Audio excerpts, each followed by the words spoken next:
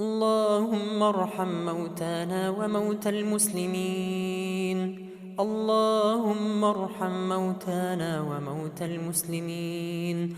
اللهم اغفر لنا إذا صرنا إلى ما صاروا إليه تحت الجنادل والتراب وحدنا.